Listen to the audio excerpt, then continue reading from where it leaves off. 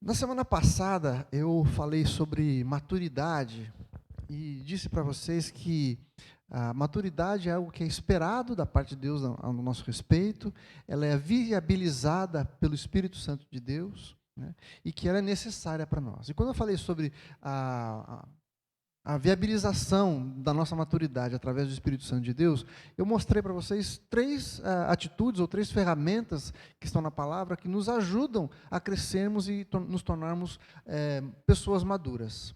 Eu falei sobre a palavra de Deus, a gente conhecer, meditar na palavra de Deus, andar por ela.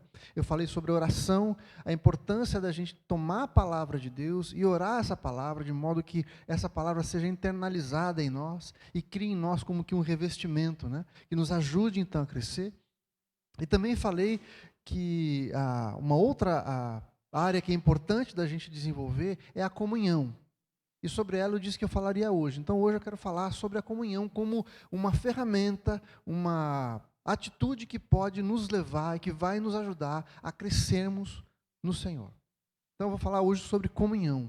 A necessidade que nós temos de estarmos juntos, a necessidade de estarmos inseridos no corpo de Cristo e valorizarmos esse tempo que nós temos juntos. Porque isso foi algo que Deus colocou no nosso coração e Ele vai usar para que a gente possa crescer e chegarmos, então, até a maturidade que o Senhor espera de nós. Nós somos seres comunitários, gente, né? Nós somos criados à imagem de Deus e Deus é um Deus comunitário. Deus é um Deus trino. Ele é o Deus Pai, o Deus Filho, o Deus Espírito Santo, que habitam em um só. Então, entre eles já havia comunhão, já havia amor entre eles, eles davam glória um ao outro. O Pai dá glória ao Filho, o Filho dá glória ao Pai, o Espírito Santo glorifica os dois. Eles já habitam em comunidade. Como nós somos criados à imagem de Deus, nós temos em nós essa necessidade de estarmos juntos. É claro que muitas vezes estar junto dá trabalho, não é verdade? Às vezes a gente tem que lidar com aquelas rusgas que fazem parte dos relacionamentos, mas também é verdade que a gente nunca está feliz ou plenamente satisfeito enquanto a gente está sozinho. Você já experimentou ouvir uma música muito bacana, muito legal, que você gosta muito? Enquanto você não pega aquele CD e mostra para alguém, fala assim, ouve isso aqui é legal. Não é? Parece que fica faltando alguma coisa. Toda vez que você vai assistir um filme que você gosta muito, você sai do cinema e fala assim, puxa vida, eu queria que fulano tivesse aqui. Ou você encontra coisa e fala, você não sabe que filme eu assisti. Esse filme é tão legal, é tão bacana. Então, a nossa plenitude, a nossa felicidade, sempre se manifesta na comunidade. Nós fomos feitos para estar juntos. Nós fomos feitos para repartir aquilo que temos, as nossas alegrias, muitas vezes as nossas necessidades, o nosso pranto, o nosso choro, em unidade, uns com os outros. Quando o Senhor Deus criou os céus e a terra, a gente vê no relato lá de Gênesis, que a cada criação de Deus, cada vez que ele fazia alguma coisa, ele falava assim, e viu Deus que isso era bom. Quando ele criou, separou as águas, quando ele colocou os luminares, quando ele criou os animais, quando ele criou o homem, ele fala, isso é bom. Quando ele terminou a sua criação, ele falou assim, e viu Deus que tudo era muito bom. Mas a primeira vez que Deus fala alguma coisa, faz uma referência a algo que não era bom, é quando ele olha para o homem e fala assim, não é bom que o homem viva só. Isso está lá em Gênesis capítulo 2, verso 18, e diz assim, disse mais o Senhor, não é bom que o homem esteja só, far-lhe-ei uma auxiliadora que lhe seja idônea. Deus viu que o homem, embora estivesse num lugar perfeito, com coisas maravilhosas, desfrutando da presença dele, é importante a gente lembrar que Deus, quando falou isso, foi antes da queda do homem. O homem não tinha pecado, não havia pecado no mundo, mas ainda assim, alguma coisa estava faltando. O homem estava na presença de Deus, num lugar maravilhoso, perfeito, mas Deus olha para o homem e fala assim, falta alguma coisa, falta alguém para que ele possa compartilhar a sua existência, as suas alegrias, aquilo que eu estou enchendo ele.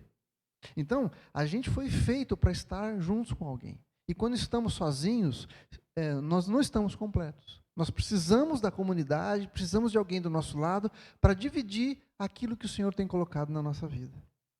Eclesiastes capítulo 4, versos 9 a 12, diz assim, melhor é serem dois do que um, porque tem melhor paga do seu trabalho. Porque se caírem um, levanta o companheiro. Ai, porém, daquele que estiver só, pois caindo não haverá quem o levante. Também se dois dormirem juntos, eles se esquentarão. Mas um só, como se esquentará? Se alguém quiser prevalecer contra um, os dois lhe resistirão. O cordão de 3 dobras não se arrebenta facilmente. Eu sei que você já deve ter percebido isso. Não é bom a gente estar sozinho, que a gente sempre busca um companheiro, uma companheira. Mesmo aqueles que gostam da solitude, a solitude é uma prática que também é benéfica. É importante a gente ter o nosso tempo sozinhos, principalmente nosso tempo sozinhos com Deus. Mas todos nós buscamos e esperamos encontrar alguém com quem a gente possa repartir aquilo que é precioso para nós, as nossas expectativas, as nossas alegrias, os nossos sonhos, não é assim? Então, a gente vê aqui que Deus preparou alguém para andar com a gente. E Ele ensina para a gente que não é bom a gente estar sozinho, é bom que a gente tenha alguém do nosso lado. Alguém com quem a gente pode contar, alguém que possa nos ajudar a levantar quando caímos, aquele que possa nos avisar quando estamos indo para um lugar que não é bom, um lugar perigoso, alguém que nos proteja, alguém que nos ame, alguém que esteja do nosso lado. E é sobre isso que eu quero falar com você hoje, para mostrar que a nossa vida precisa estar inserida num lugar, com pessoas que nos conheçam, que possam nos ajudar, com quem a gente possa repartir aquilo que somos, os nossos propósitos, a nossa vida. E eu queria perguntar para você, em quem você pensa quando você precisa de ajuda com alguma questão da sua vida? Quem vem na sua mente? Quando você está passando por um perrengue, um problema, uma dificuldade, você precisa tomar uma decisão e precisa decidir alguma coisa, de quem você lembra? Em quem você pensa? Você tem essa pessoa? Você tem alguma pessoa que você busca para ouvir um conselho? Alguém que tem liberdade de chegar em você e falar, olha, isso aqui não está legal, olha, você precisa mudar nisso, olha, você está caminhando para esse lado, mas esse lado não é bom. Você tem alguém assim? Qual é a importância da gente ter alguém assim? Veja que toda a nossa vida, né, como cristãos, deveria estar envolvida num corpo de pessoas que amam a Deus, que conhecem a Deus. Todos nós deveríamos ter no nosso rol de pessoas em quem confiamos, pessoas que também conhecem a Deus, que também andam com o Senhor. A igreja é uma entidade plural, gente. A igreja é um lugar que toda a palavra de Deus se referencia como uma entidade que tem o aspecto da pluralidade. Por exemplo, a igreja é mencionada ou é tratada, referenciada como o corpo de Cristo. São várias partes que juntas formam um corpo. A igreja também é representada como um edifício, fruto ou formada por várias pedras. Nós somos chamados de pedras vivas, que compõem e estabelecem um edifício aonde Deus habita. Na verdade, Deus habita dentro de nós, mas juntos nós formamos um edifício para Deus. Pedras vivas que são colocadas umas sobre as outras, que se sustentam, que dependem uma das outras, que se encaixam para formar um prédio espiritual, um edifício espiritual, aonde a presença do Senhor se manifesta. Nós somos aqueles que manifestam a presença de Deus nesse mundo. As pessoas conhecem e sabem a respeito do amor de Jesus, da presença de Deus nesse mundo, através da igreja, através de nós. E nós estarmos inseridos nesse lugar faz com que a gente possa então crescer e sermos tratados, ensinados pelo Senhor, para alcançarmos a maturidade de Jesus. A igreja também é representada como vários ramos de uma videira. Várias partes unidas por alguma coisa central. A igreja também é representada por um rebanho. Vários elementos, várias ovelhinhas que são cuidadas por um só pastor. Então, nós precisamos nos lembrar que nós não andamos sozinhos. Nós precisamos nos lembrar que nós precisamos uns dos outros.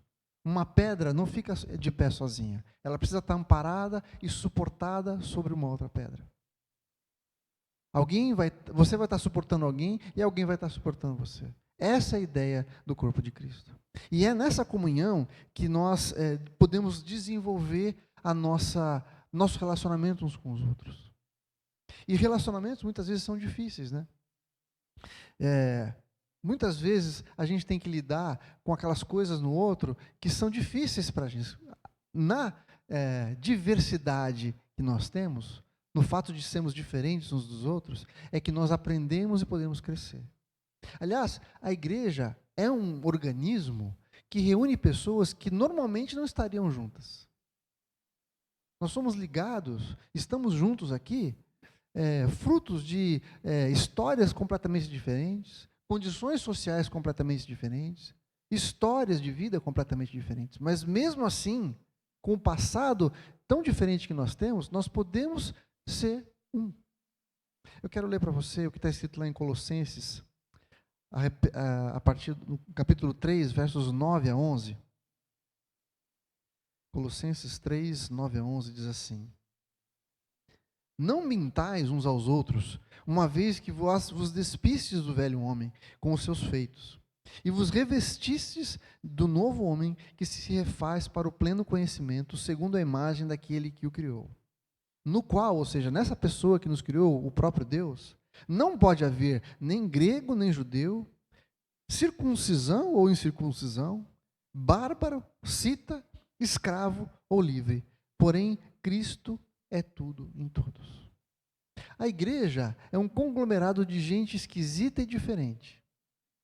Gente que vem dos mais diversos cenários. Então tem gente rica, tem gente pobre, tem gente que veio de uma história do catolicismo, outros vieram da história do espiritismo, outros são cristãos, evangélicos há muito tempo. E essas diferenças não podem e não devem nos afastar. Pessoas de raças diferentes, de histórias diferentes, começam a compartilhar a vida, viver juntos, servindo um mesmo Deus. Aliás, a amizade, normalmente, ela surge não de alguém que pergunta assim, você quer ser meu amigo? Mas surge de alguma coisa do tipo, puxa, você também gosta disso? Eu achei que era só eu. Quer dizer, existe algo em comum que nos atrai.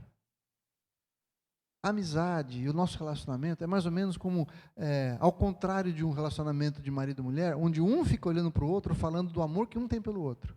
Não é assim? Quando você ama alguém, você olha para a pessoa e fala assim, puxa, eu amo você, como você é isso, como você é aquilo, você é importante para mim. Mas a amizade entre pessoas, aqui na igreja, por exemplo, é mais ou menos como se alguém estivesse ao lado do outro, e os dois olhando para a pessoa de Jesus. Falando, como Jesus é bom.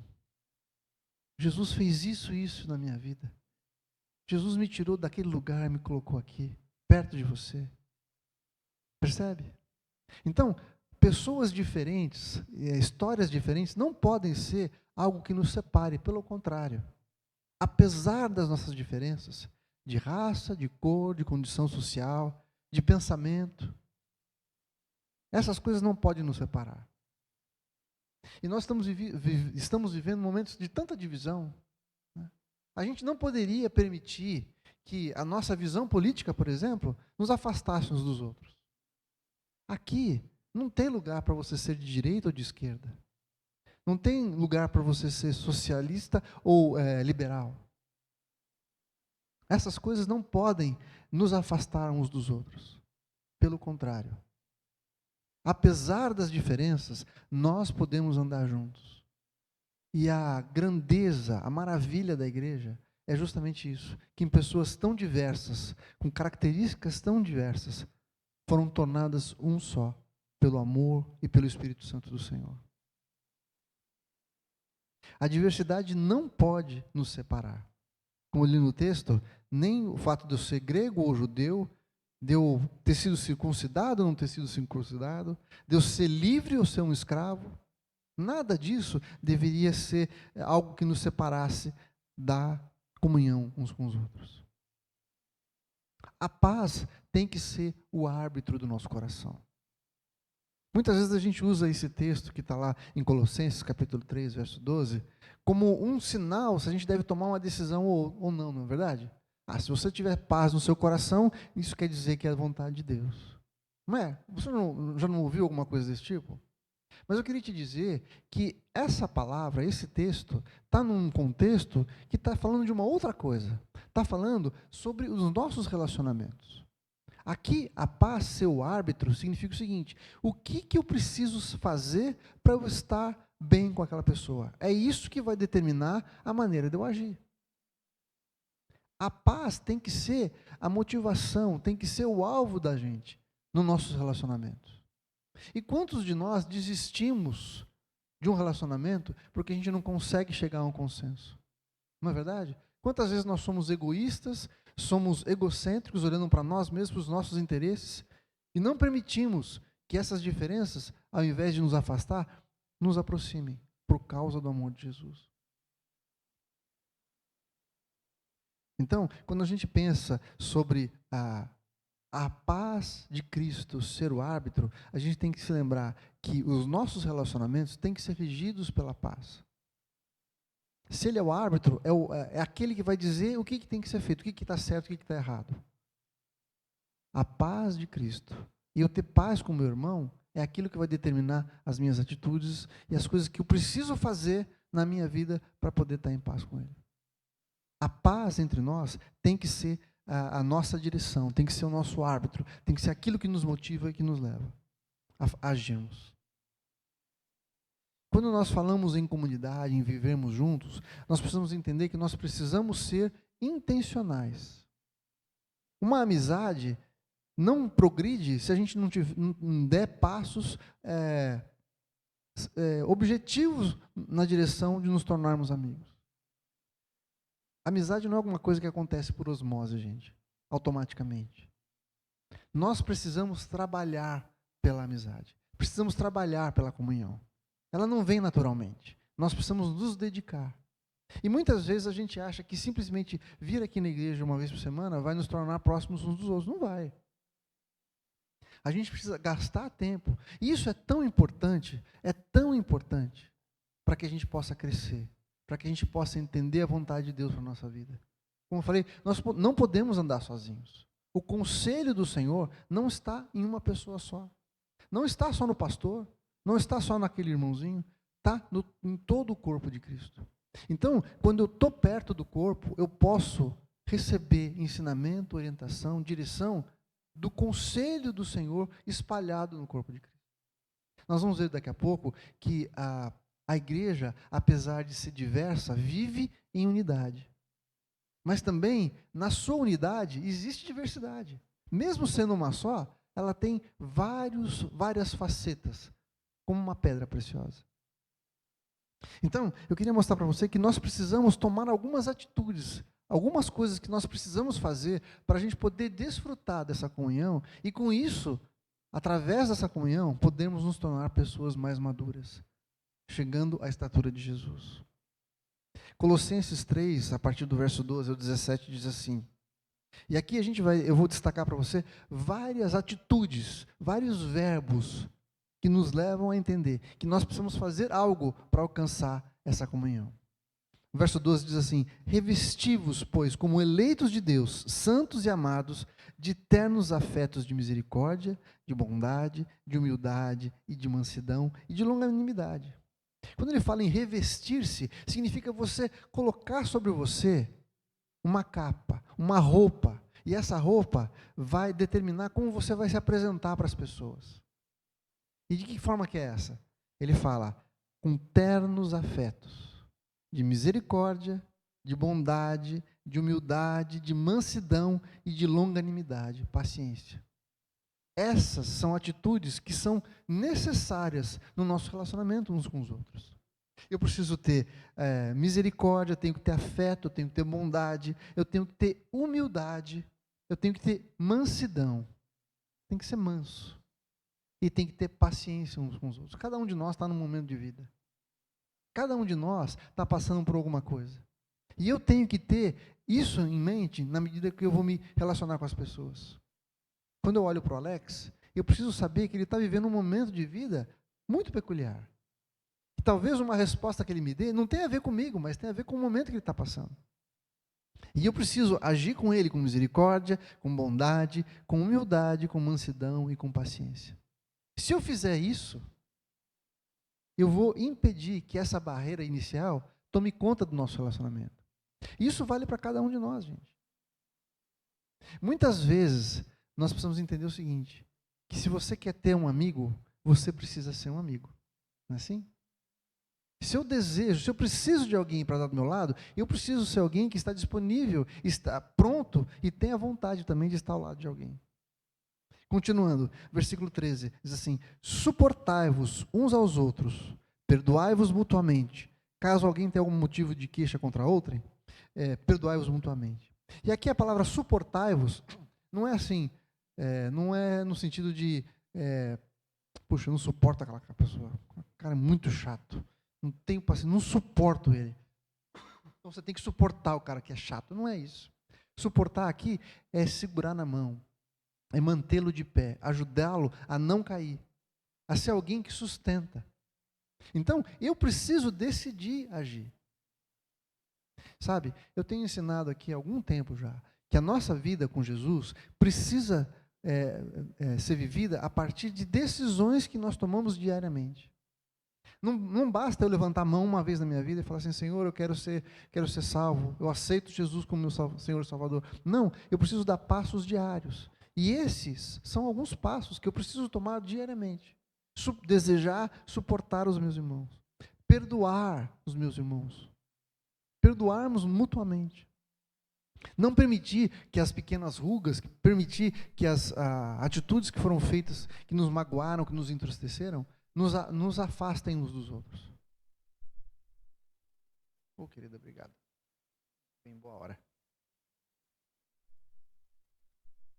Dá licença, André.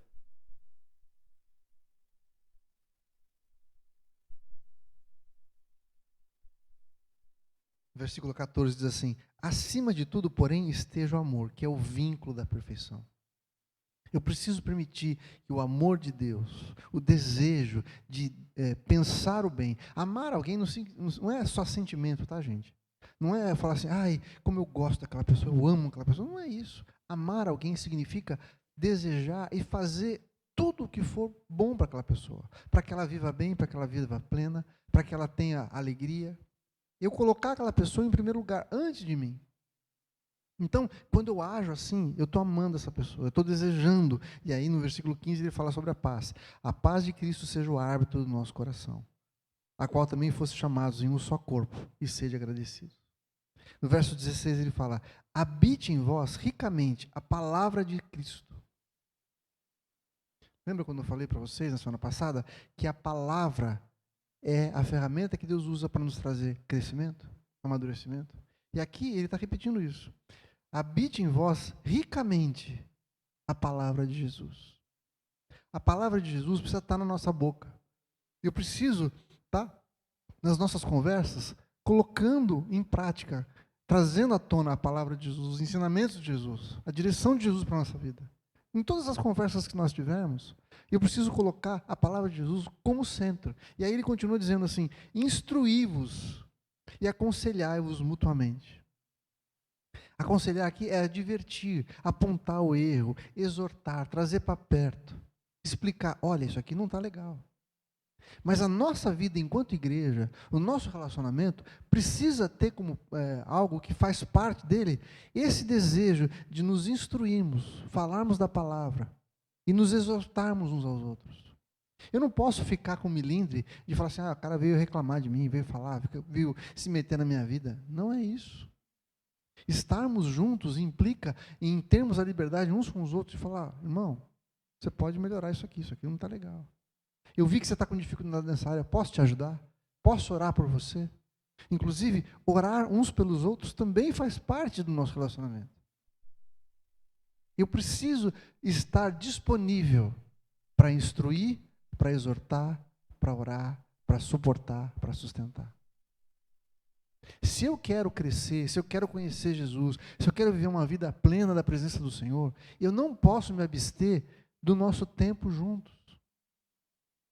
Eu preciso criar oportunidades para conhecer o meu irmão. Eu preciso ser intencional nesse desejo. De estar com o meu irmão, de ouvi-lo, de abrir o meu coração, de me tornar vulnerável. De falar, olha, eu preciso de ajuda. Eu estou com essa dificuldade. Ora por mim, como é que você resolve isso aqui? Eu preciso fazer isso. Senão, gente, a gente vai ser um bando de gente religiosa que conhece um monte de coisa da Bíblia, mas não põe em prática. E isso não agrada o Senhor. Jesus falou assim que vai ter um dia que muitos chegarão para ele e falarão assim, Senhor, Senhor, em teu nome nós expulsamos demônios, nós fizemos curas, e Jesus vai responder, eu nunca conheci vocês. Por quê? Porque embora eles agissem como crentes, não viviam como crentes de verdade.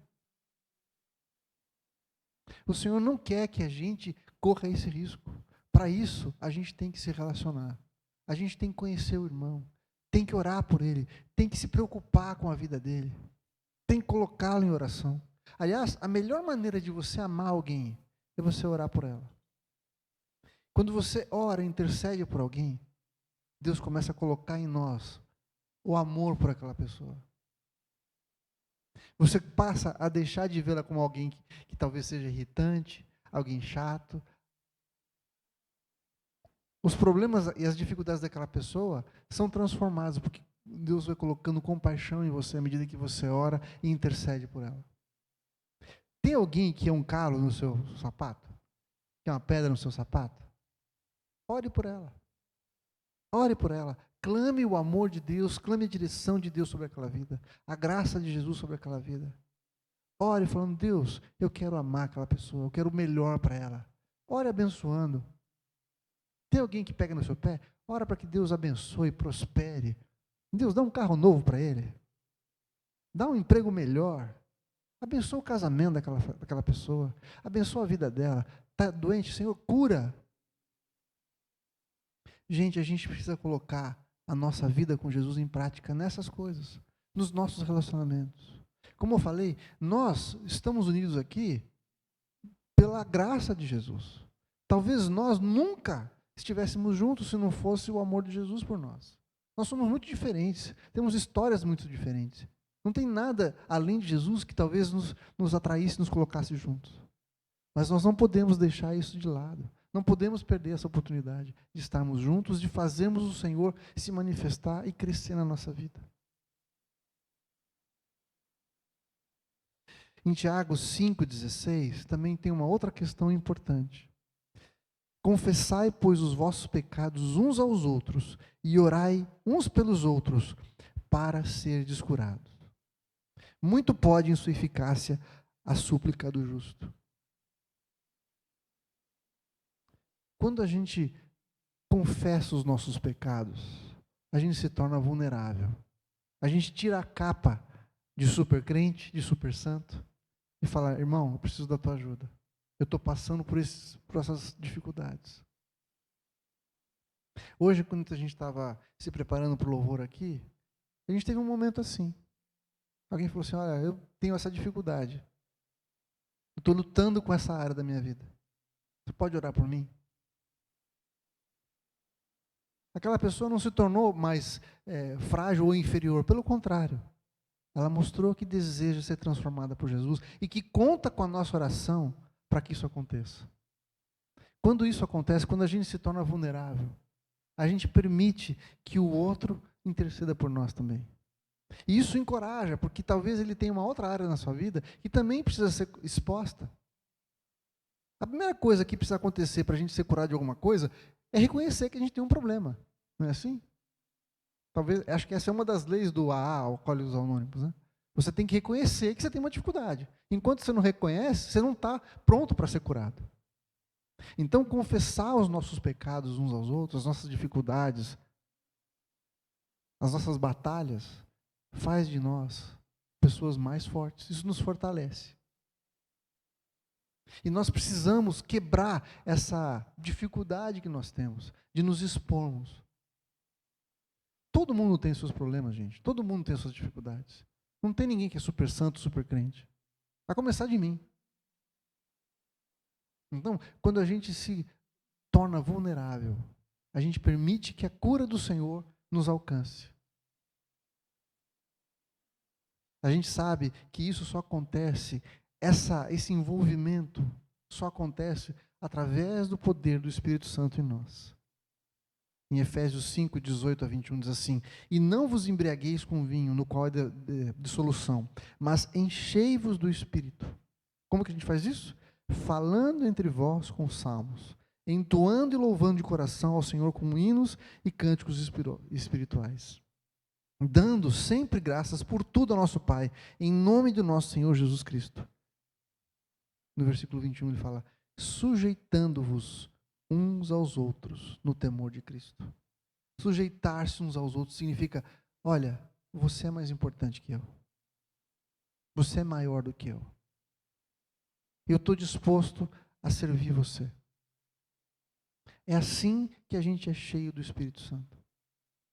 Na sujeição uns aos outros. Quando a gente permite que o Espírito Santo de Deus entre na nossa vida, uma das respostas, uma das transformações é que a gente começa a se sujeitar um ao outro. Considerar o outro mais importante que a gente mesmo. Como eu disse, a comunhão precisa ser cultivada. Ela não acontece naturalmente. Efésios 4, os versos 1 ao 6 diz assim: rogo-vos, pois, eu, o prisioneiro no Senhor, isso é Paulo falando, que andeis de modo digno da vocação a que foste chamados. De novo, com toda humildade, mansidão, longanimidade, suportando-vos em amor. Esforçando-vos, aqui é importante, versículo 3 diz assim: esforçando-vos diligentemente por perseverar a unidade do Espírito no vínculo da paz. Isso é importante a gente reparar, porque ele está falando para a gente se esforçar diligentemente em preservar. Se é para preservar, é porque alguma coisa, é algo que já existe, não é verdade? A unidade do Espírito já existe entre nós. Vem de Deus, é uma dádiva do Senhor, mas nós precisamos fazer o quê? Preservar. Eu não consigo criar essa unidade pela minha força, pelo meu braço, pela minha boa vontade. Eu não vou falar, não consigo chegar assim, vamos ser unidos em espírito aqui, vamos fazer força para isso? Não. É o Espírito de Deus que fez isso em nós. Mas a minha responsabilidade é, com diligência, é me esforçar diligentemente para preservar aquilo que nos foi dado. Portanto, eu preciso decidir fazer. No versículo 4 ele diz assim: há um só corpo e um Espírito, como também fossem chamados numa só esperança. Há um só Senhor, uma só fé e um só batismo. Um só Deus e Pai de todos, um Pai para todos, o qual é sobre todos e age por todos e está em todos. Você percebe aqui que ele está falando tanto de unidade? É uma coisa só, é uma coisa só. É uma fé, é um Espírito, é um Deus, é um Pai que está sobre todos e opera em todos. É assim que funciona a igreja. Todos os diferentes, todos aqueles que pensam diferentes, que têm condições sociais diferentes, que têm histórias diferentes, mas apesar de todas as diferenças, nós somos um. É uma coisa só, gente. É o Senhor que nos aproxima, é o Senhor que nos capacita a andarmos juntos. E aí ele continua dizendo, no versículo 11, aí parece que ele muda a chave, ele fala assim: e ele mesmo, Jesus, né, o próprio Jesus, concedeu uns para apóstolos, outros para profetas, e outros para evangelistas, e outros para pastores e mestres, com vistas ao aperfeiçoamento dos santos, para o desempenho do seu serviço, para a edificação do corpo, até que todos cheguemos à unidade da fé e do pleno conhecimento do Filho de Deus, à perfeita varonilidade, à medida da estatura da plenitude de Cristo. Primeiro ele fala que é todo mundo uma coisa só. É um corpo só, um só espírito, uma só fé. Mas aí ele fala assim: olha, apesar disso, Jesus pegou umas pessoas e tornou elas pastores, outros são apóstolos, outros são mestres. Cada um tem uma habilidade, tem um dom, tem um chamado, alguma coisa específica que Deus colocou. Mesmo sendo um, nós somos diversos, somos diferentes. E é nessa diferença que o corpo de Cristo se manifesta. É nessa diferença que nós mostramos para o mundo que algo sobrenatural está sobre a nossa vida. O poder de Deus. é o poder do Espírito Santo em nós, usando dons e talentos tão diferentes, que produzem um corpo unido, que faz diferença no mundo. Versículo 15 diz assim: mas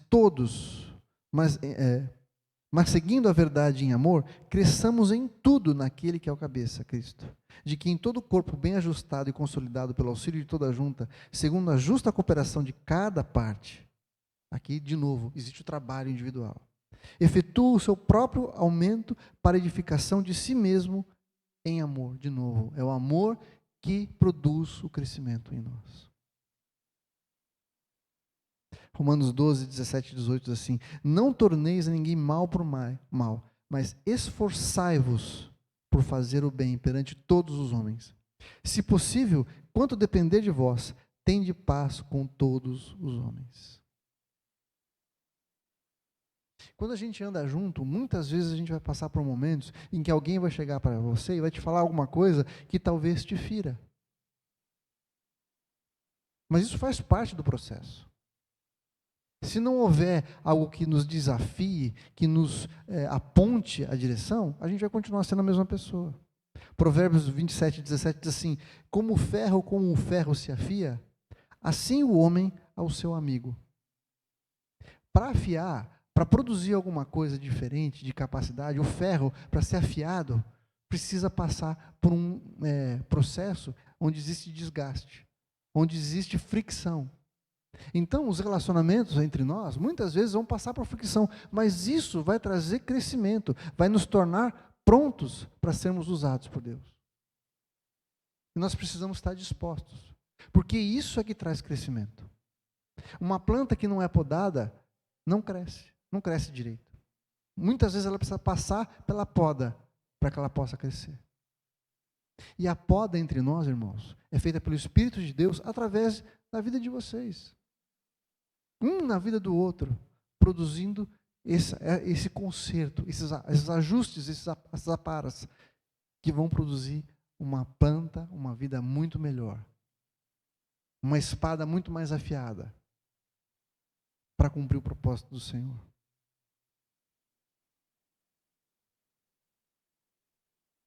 Quero terminar perguntando assim, então: onde estão os seus amigos? Aonde você tem tempo de comunhão? A quem você busca quando você precisa de alguma coisa? Os seus amigos te levam mais para perto do Senhor ou te afastam de Deus?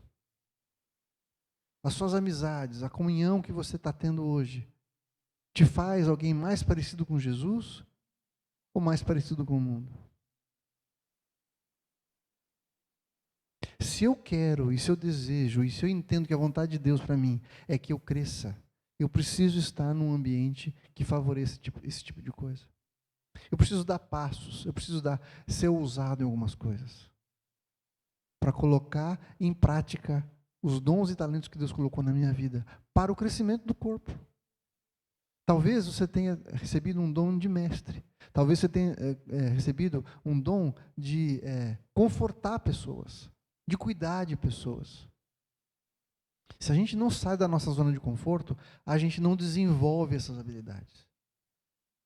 Estarmos juntos aqui é a oportunidade de Deus para fazer isso. Receber do outro o feedback, enxergar no outro a manifestação do poder de Deus e ser estimulado para fazer isso.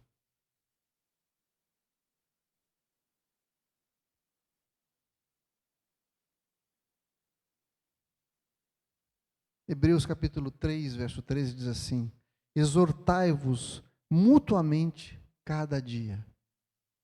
Eu preciso estar perto das pessoas para todos os dias eu poder ser exortado pelo meu irmão e poder exortar, para que a gente possa crescer.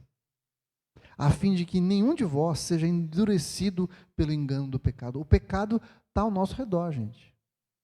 As tentações, as dificuldades da vida estão ao nosso redor. E se a gente não tiver gente que possa nos colocar no eixo, a gente vai ter o nosso coração endurecido.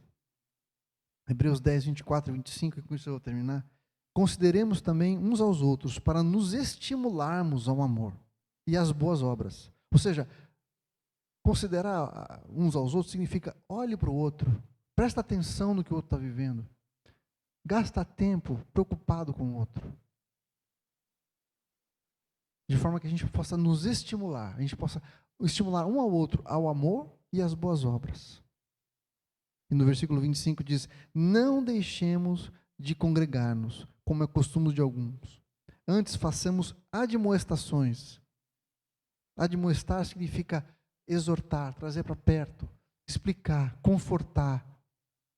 Não permitir que a pessoa se afaste. Tanto mais quanto vezes que esse dia se aproxima. O chamado do Senhor é para que nós vivamos em comunhão. E nessa comunhão possamos desfrutar dos dons e talentos que Deus colocou na vida de cada um, para a gente poder crescer. A gente não cresce sozinho, a gente não cresce separado. A gente precisa estar junto. A gente precisa dedicar tempo, a gente precisa dedicar oportunidades, criar oportunidades e ter, como eu falei, intencional no desejo de nos relacionarmos uns com os outros. Então eu queria fazer um desafio para você. Se você entende que Deus te trouxe para esta igreja, que o seu lugar é aqui, eu queria te desafiar a sair da zona de conforto e começar a dar passos na direção de ter nesse ambiente, no meio dessas pessoas que Deus colocou como presente para você. Olhe para o outro como um presente que Deus está colocando para você, na sua vida. E se aproximar das pessoas, interceder por as pessoas. Talvez isso te tire mesmo da zona de conforto. Você vai ter que dar alguns passos que não são normal para você. Você fala assim, mas eu sou tímido, eu não gosto muito de ficar falando com as pessoas. Então comece orando por alguém. Peça a Deus, Deus, por quem que eu vou orar? E Deus vai colocar no seu coração alguém por quem você vai orar. E na próxima vez que você encontrar com aquela pessoa, você pode puxar o papo dizendo assim, olha, Deus me colocou você para orar. Eu estou orando por você. Tem alguma coisa específica que você quer que eu ore por você? E isso vai aproximar você daquela pessoa. E vai criar uma amizade, um relacionamento. E com o tempo isso vai crescer entre nós, de forma que os nossos relacionamentos não fiquem restritos aos domingos. A gente vai começar a conhecer um ao outro, a participar um da vida do outro, de modo que a gente possa ter alguém que conhece a nossa vida, que ora por nós, que nos ama, que nos suporta. Nos suporta não no sentido de, suporta aquele cara, mas eu estou com ele, eu vou sustentá-lo, eu vou abençoá-lo. Eu vou poder dividir a minha vida, eu vou poder dividir aquilo que eu tenho e aquilo que eu não tenho. Poder ouvir do outro, orar por ele, interceder e ver o poder de Deus se manifestando na nossa vida, gente.